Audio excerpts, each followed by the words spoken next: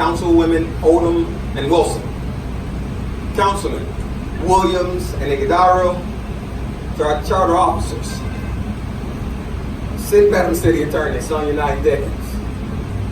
Mr. Clerk, you all give him a round of applause. He was a good host. In his absence, our wonderful city manager, my good friend, my partner, Cameron Benson. Yes. Yeah. To all the residents, present or not, my love, thankfulness, and admiration to all of you for allowing a simple kid from the Bajas to become the mayor of his hometown. All right. Now, special greetings, of course, to my mother, Kirkland Gilbert. You all give her a round of applause. Always good to have her here today. My younger sister, Carrie, she told me not to call her name. Will y'all give her a round of applause right there? You know, my son, Oliver, little Oliver the fourth. Oliver, raise your hand. Just raise it. He's like, yeah. He wants to go to dinner, y'all. It's a thing. This evening, and you know, before we can go any further, let me just say, she told me not to do this, but my goddaughter, Zaria Reed, is here with us. You all, she just finished her first year at Lincoln University in Pennsylvania, and she has a 3.7 grade point average. She's an freshman.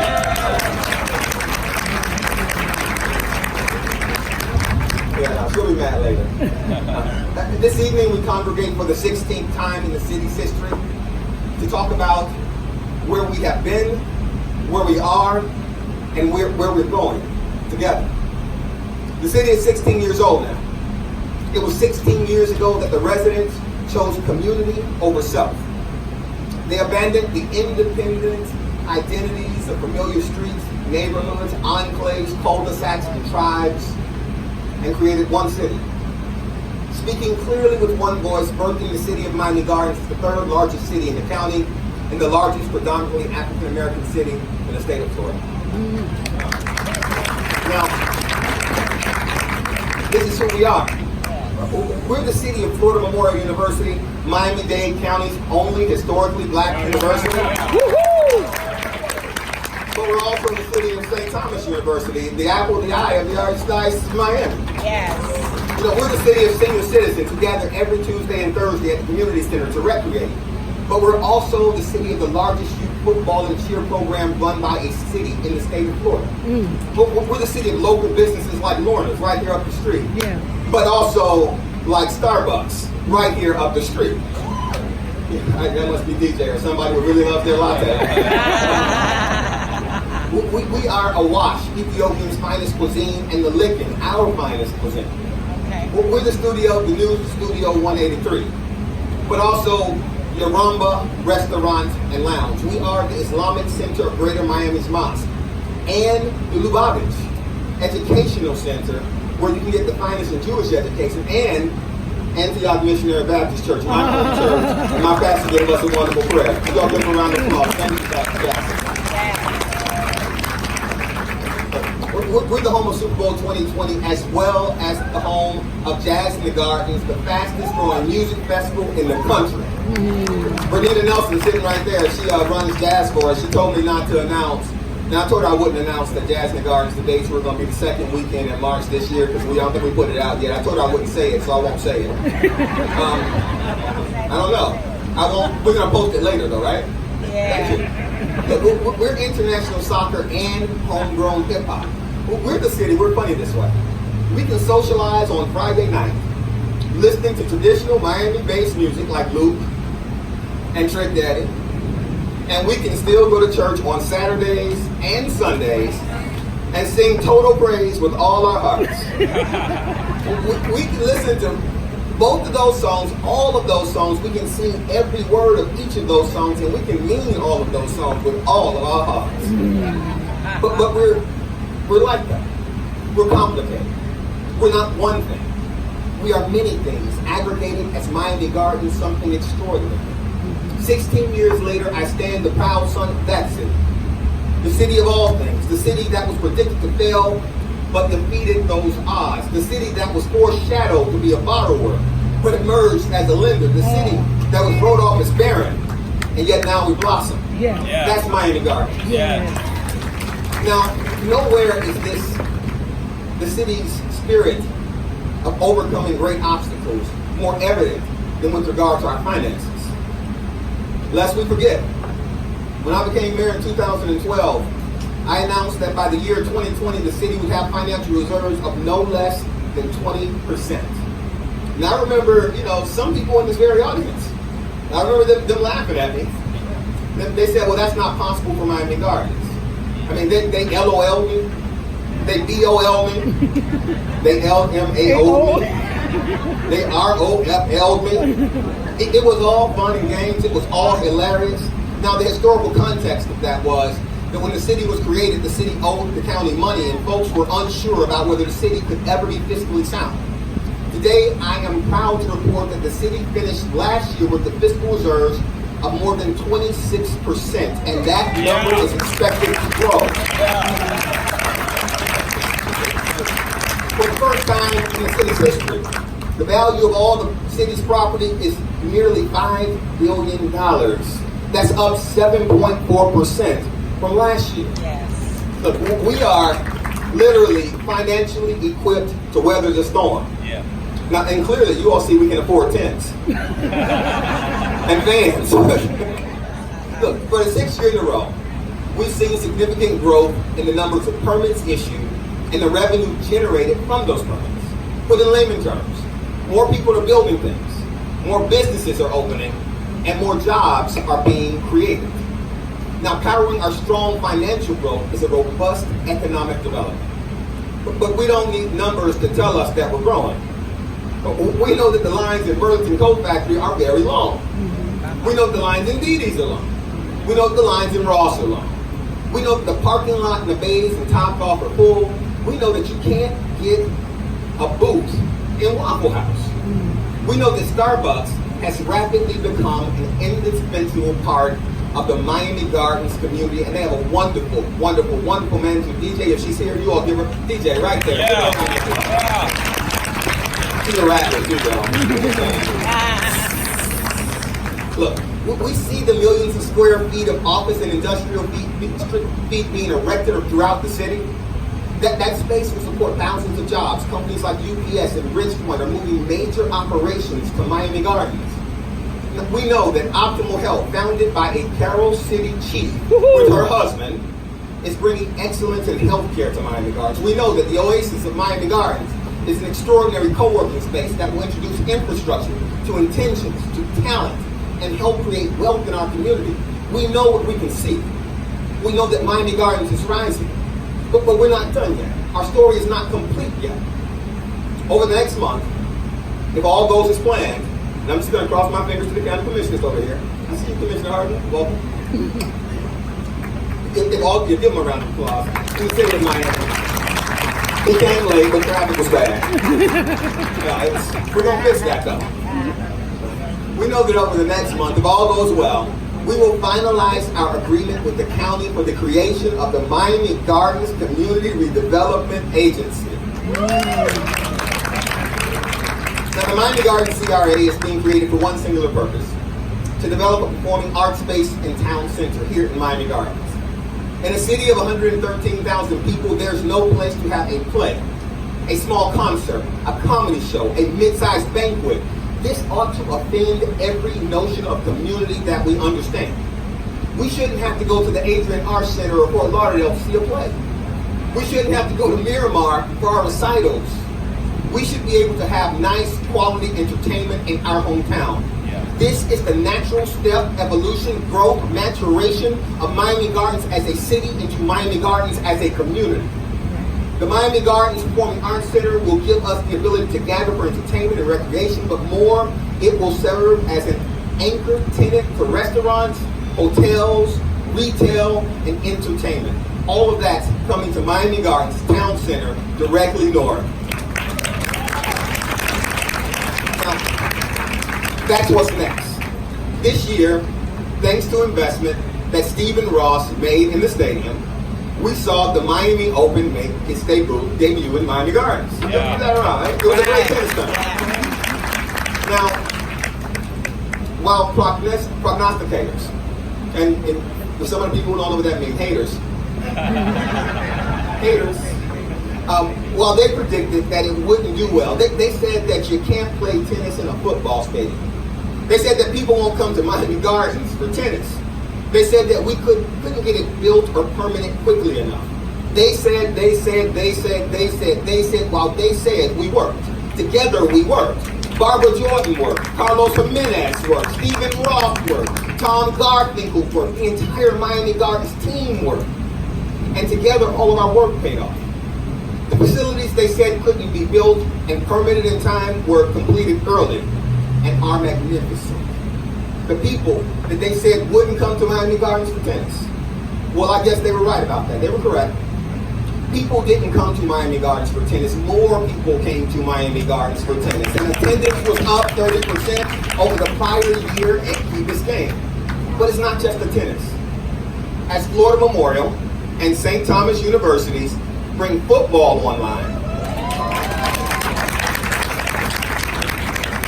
as we get more international soccer, as more concerts come, as Jazz in the Gardens expands, as we welcome back to South Florida the Orange Blossom Classic on Labor Day 2020 with the host team, Florida Agricultural and Mechanical University, located in the highest accepted hills in Tallahassee, Florida. Every time we say family, y'all don't clap. Look, we need facilities in the city that allow people to spend their time and their money in Miami Gardens. Yeah. We need hotels for people to stay in. We need restaurants for people to eat in. We need retail outlets for people to frequent. And this isn't just important to visitors. It's important to residents. The more businesses, the more jobs. Yeah. The more businesses, the more revenue. That's the only way to lessen the tax burden on residents long term. That's how cities remain fiscally strong and vibrant and also provide services to their residents. They are able to have a lower tax rate because of the strength and diversity of the uses and activities that are allowed in their city.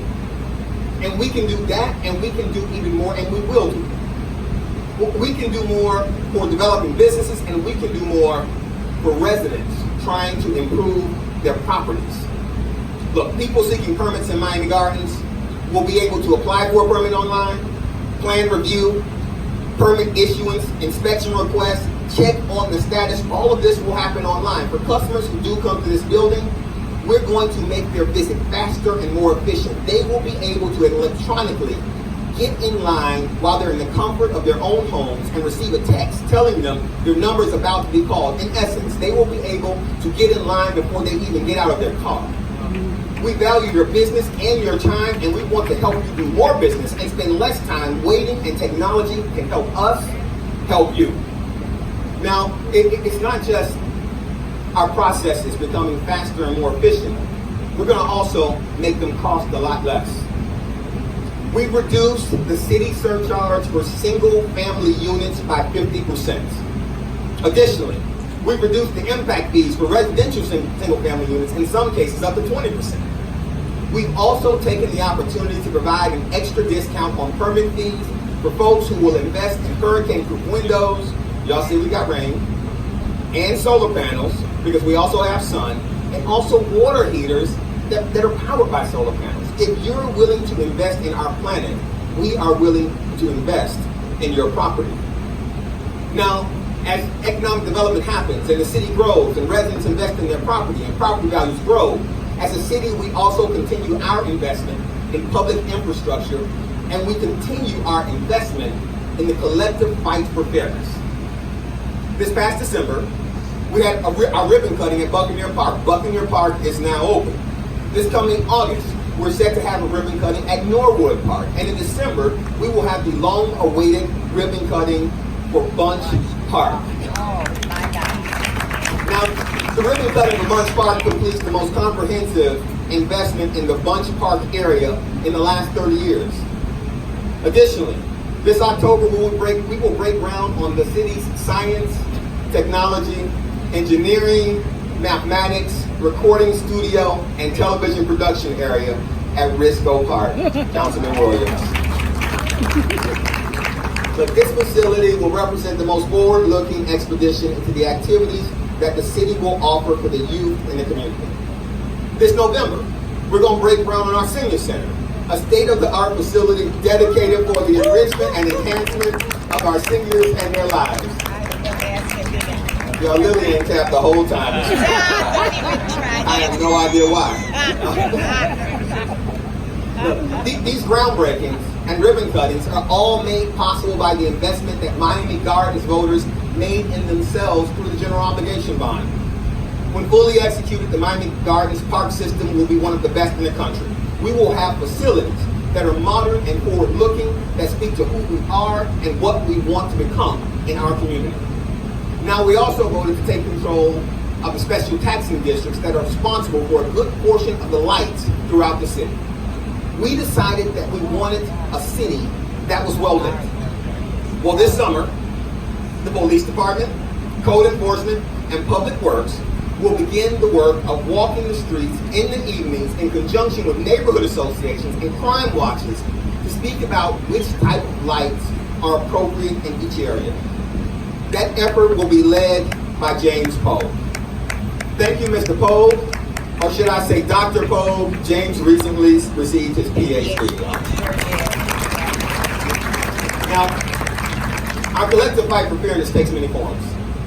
Last year at the State of the City, I announced that we would sue the city of North Miami Beach over their unfair and illegal assessment of a 25% service charge for all businesses and residents receiving water from the city of Miami Beach in the city of Miami Gardens. Now, is there anybody from North Miami Beach here? They didn't come back this year? I don't know why. Look, or should I say, receiving water from an aquifer underneath Miami Gardens through a water plant that's inside Miami Gardens. It should go without saying that the North Miami Beach should not be able to charge Miami Gardens residents 25% more for their own water.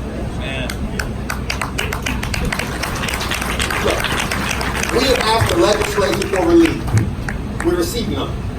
Our residents have been to the city of North Miami Beach and asked and begged the city of North Miami Beach for relief. They received none. We are now asking the courts for relief. If our residents are to be subjected to this unfair and we believe illegal surcharge, it is going to be pursuant to a court order, period. Now, the city of Miami Gardens is also involved in two other major lawsuits, and they're both currently before state and federal courts, respectively. As a community, as a city, we sued Wells Fargo along with other big banks because they gave really, really, really bad loans to people who were seeking to buy properties in Miami Gardens. Now, if you had good credit, they still gave you a bad loan, a loan that was predestined to foreclose. If you had the exact same credit and you were applying for a loan in a different area, they gave you a much more secured loan instrument. We believe this to be a fundamental violation of the law and a form of discriminatory lending. We understand that each individual borrower cannot seek redress on their own behalf, so we seek redress for the city. In the name of the city. You can't just do anything to us. In the name of the city. You can't just treat us any old type of way. In the name of the city, we demand that you treat people seeking to buy property, create wealth, make their homes in Miami Gardens the same way you treat similarly situated people in other communities. Now, our litigation regarding firearm preemption is also making its way through the courts. If you're a local elected official and you're elected here in Florida, you can't stop people from bringing guns into City Hall, any city building, or even parks with kids. If you do, you're subject to personal liability. This law was enacted by the Florida legislature. The same legislature that won't let you bring a gun into their offices will let you bring guns, or anybody bring guns, to where your children play. Local elected officials are leaders selected by the same voters that select legislators to serve in the legislature. And we deserve the ability to act in their interest and reflect their local values. But if a city passes a law limiting the areas where guns are allowed, all of the local elected officials are subject to personal liability and removal from office. This is a fundamental disregard for the will of the people as expressed through their elected leaders, and it cannot be allowed to go unchallenged. And if this law is allowed to stand, it must be by order of the court and not legislative dictate. Now, our fight is also taking the form of our collective need to be counted. Through the Office of Civic Engagement and in partnership with organizations like the New Florida Majority, the city will engage in an aggressive campaign to have every one of our residents counted for the 2020 decennial census. The census requires the government to actually count everyone, every person in the country. Based on that count, the electoral map that elects the president is determined and federal resources are allocated. You know, it hasn't always been that way. Today it's worth noting that on June 19th, in 1865, the American dream became real for many slaves in America. Yeah. It was on that day that many slaves learned that over 2 years earlier, President Lincoln had signed the Emancipation Proclamation, granting them freedom. Right. And so while some folks celebrate the 4th of July as the birthday of the country, and it is, the birthday for black folks in this country as a whole person, entitled to every aspect of the American dream, was in 1865 on June 19th. But it wasn't just in 1865. What we know from Juneteenth is that the American experience becomes real for Americans at different times. It is our actions that give that American dream life. It is our efforts that redefine America as reflective of our values. With that in mind, happy birthday to the 2/5 of us that wouldn't have counted before 1865. In a city carved out of hope and cobbled together with faith, we know our individual value as well as our collective strength. And Miami Gardens, during this census, we can count and we will count. Now, it's not just enough to count for the purposes of the census. We must matter for the purposes of life to one another. For all the areas that we've had extraordinary success in, there are areas where there is still much work to be done. Now, every so often I have these events, and we call them Tea Time with the Mayor. I've been doing these teas since before I was the mayor. It dates back to early years when I was a city councilman. You know, a tea is when a resident invites me into their home. We bring the refreshments, and they invite their friends and family and neighbors, and we sit there and we talk, and they ask me questions, and I answer them to the best of my ability about whatever is going on in the city. Great ideas like the Homeowners Bill of Rights have been ideas that were initiated from tea events. The different elements that came together and formed the general obligation bond were given birth at tea events. I love having tea events because it gives me the opportunity to get out of City Hall and actually engage with people on a very intimate level. When you sit in somebody's living room and you're drinking some water or some tea, and everybody has some fruit or some chicken wings or something to eat, people are a lot less interested in making noise for an audience and a lot more interested in answers to actual questions. Well, we had a tea event this past Monday, 2 days ago, in the Scott Lake area. We talked for over 2.5 hours. Yeah, no, it was a long tea. It was a record long tea. You could even call it a slow brew. They told me that joke wasn't going over well. I like it. There were maybe a little more than half a dozen residents. We spoke about everything. There were questions about parks. There were questions about recycling. There were comments about how horrible North Miami Beach water is. There were more comments about how horrible North Miami Beach water is. I think then there were some more comments about North Miami Beach water also, but we're going to skip the rest of it. We spoke about economic development. We talked about the stadium. Shout out to Marcus Balcarmas and the stadium folks who are here. Welcome, Jason. Thank you all for all you miles. Thank you for the social justice efforts you all doing for the foundation. We really appreciate it. But we talked about the community center. We talked about swimming pools. We literally covered, I believe, every department in the city in one way or another. Well, about two hours in, we're having this conversation. One of my classmates from Norland, I won't call her name, Gisette Elise. She's not here, is she? Okay, good. Gisette Elise. She said, can we address the elephant in the room? And so me being silly, I thought somebody had pledged Delta. I didn't know where there was a line. I didn't know what was going on. She said, well, what are we going to do about crime prevention? She followed that up with, we haven't spoken about that at all tonight. I paused. I said, no. I've been speaking about crime prevention the whole time.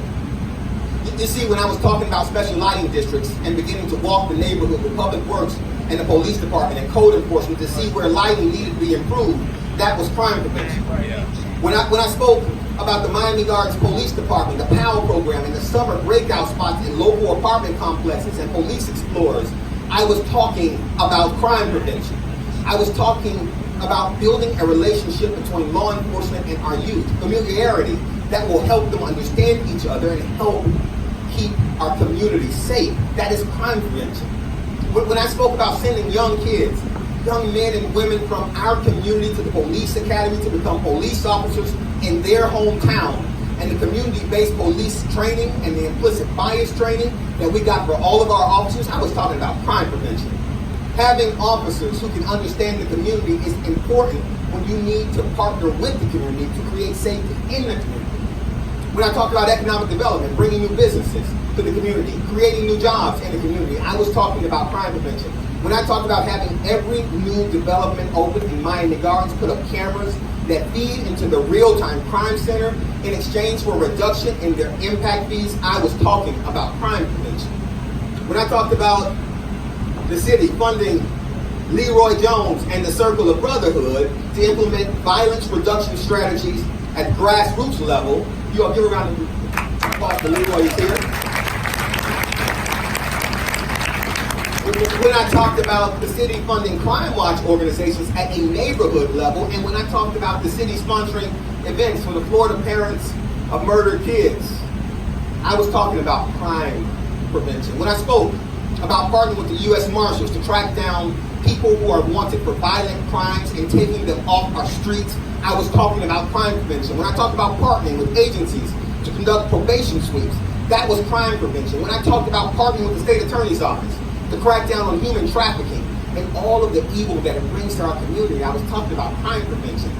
When I talked about all the free after school and summer camp programs at A.J. King Park, Carroll City Park, Rolling Oaks Park, Scott Park, that we provide in partnership with the Children's Trust, I was talking about crime prevention because those activities engage children during at-risk and open times. When I spoke about offering free anger management and dispute resolution and self-esteem seminars at our community center for our kids, I was talking about crime prevention.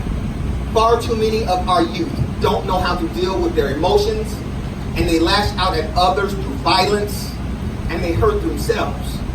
When I spoke about the different activities that are available in the city for youth, activities like baseball, tennis, flag football, track, tackle football, cheer, soccer, tumbling, basketball, volleyball camp, martial arts, the Little Cooking Club, STEM Saturdays, free chess, free snorkeling, free scuba diving, free violin lessons, free percussion lessons, the Cultural Express that takes our youth on free cultural outings once a month. This is crime prevention because children aren't born bad or violent. They are born largely as blank slates. They will become what we expose them to. If we engage them early and often, find and target their interests, we can stop them from becoming mischievous. This is important because mischief leads to crime. That's important because crime leads to violence. We're not offering these activities for our health. We're offering it for their health, literally for their lives. Look, it takes a village to raise a child. We are that village. But let us all be clear. The village is meant to be a supplement and not a substitute for a parent. Now, parents are a necessary and probably the most accurate indicator of how successful a child will be in life. This is the difficulty in the conversation for us. Now, when I'm in church, there always comes a point in the sermon where the pastor says, y'all not going to say amen. I want you all to know I'm fully prepared to clap for myself during this next section. The city is investing over $1.3 million to engage young people every year. As we bring new buildings online, that number will probably increase. But we should be clear. I would trade all of that for good parenting. I would take good parenting over good policing. I take good parenting over good programs. I take good parenting over good politicians. I take good parenting over good prosecutors. When it comes to public safety, good parenting is a necessary component in making a community safe, period. Yes, sir. Yes. If a child is in your house and they don't have respect for you and your rules, they will not have respect for a teacher and the rules in the classroom. If they don't have respect for the teacher in the classroom, they will not have respect for others in the community. If they don't have respect for others in the community, they will not have respect for the laws that govern the community. But so often, we speak about violence as though it just came with the rising sun. It just happened. Like it's brand new. No. We ignore everything that leads up to making someone violent. By the time someone reaches adverse interactions with our police department, every other social institution has failed. The family has failed. Schools have failed. The social services safety net has failed. To truly systemically reduce violence in our community, we must reach and intervene with young people early and often. We must give them coping skills early and often. We must be the difference for them in their lives early and often. We can do this as a city. We can do this as a community, but I must reiterate, it takes a village to raise a child. But by far, the most important component of that village is a parent. It takes a parent. Now, it's not any one of these things that will make us safe.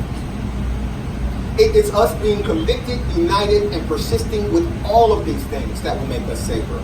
This is how you remedy years of neglect with years of attentiveness. This is how you ensure that the tears that we cry, that the floorboards that we walk, are ours and not forward-born for our kids.